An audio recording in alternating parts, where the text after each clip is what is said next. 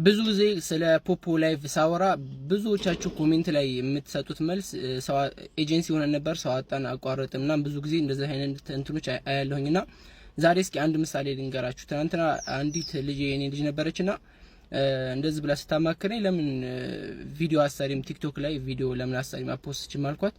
የለኝም ፎሎወርስ መቶ ምናምን ፎሎ ብቻ ነው ያለኝ ምንም ነገር የለኝም አለችኝ። ያለውን ነገር ግን ነገርኳት።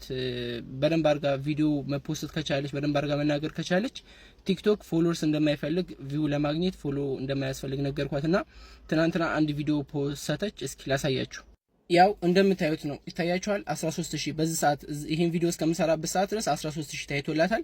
ያላትን ፎሎወርስ ተመልከቱት። 200 ምናምን ፎሎወርስ ነው ያላት።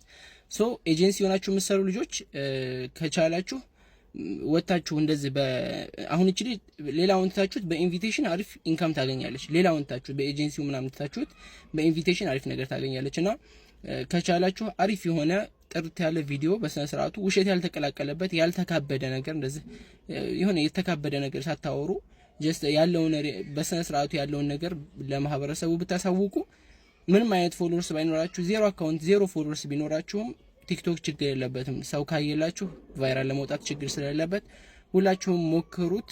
አንድ ቪዲዮ ሁለት ይታያችኋል። የልጅቱ ከዚህ በፊት ያላት ቪዲዮ 60 70 ምናምን ነው የሚታይላት እና መሞከሩ አይከፋም። በስነ ስርዓቱ ብቻ ግን የምትናገሩትን ንግግር በስነ ስርዓቱ የተጻፈና የተጠና የሆነ ንግግር ተናገሩ። እንደዛ ከሆነ ብዙ ትጠቀማላችሁ ብዬ አስባለሁኝ። እንደ ምሳሌ ላሳያችሁ ብዬ ነው። ቴንኪው